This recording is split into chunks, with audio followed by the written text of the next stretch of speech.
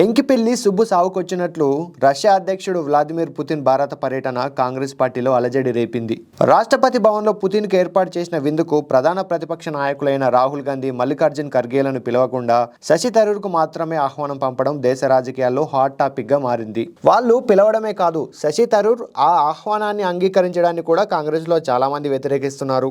మా ప్రధాన నాయకులను పక్కన పెట్టి థరూర్ను పిలవడం ఏమిటో అర్థం కావడం లేదు, అలాంటి ఆటలో మేమెందుకు భాగం కావాలంటూ అసహనం వ్యక్తం చేశారు కాంగ్రెస్ లీడరు పవన్ ఖేడా. అయితే శశి థరూర్ ఇటీవల కేంద్రానికి అనుకూలమైన వ్యాఖ్యలు చేస్తుండడంతో ఇప్పుడు ఈ ఆహ్వానంపై కాంగ్రెస్ పార్టీ వర్గాలు అనుమానం వ్యక్తం చేస్తున్నారు. ఈ వివాదంపై మాట్లాడిన శశి థరూర్ తాను ఎందుకు విందుకు హాజరయ్యారో స్పష్టతనిచ్చారు. విదేశీ వ్యవహారాల పార్లమెంటరీ స్టాండింగ్ కమిటీ చైర్మన్ గా విధి నిర్వహణలో భాగంగానే తాను వచ్చానని తెలిపారు. విదేశాలతో సంబంధాలు నెరపడం మా కమిటీ పరిధిలోని అంశం. ఆయా దేశాలతో చర్చల్లో ఏం జరుగుతుందో, అక్కడి వాతావరణం ఎలా ఉంటుందో తెలుసుకోవడం చాలా ఉపయోగపడుతుంది.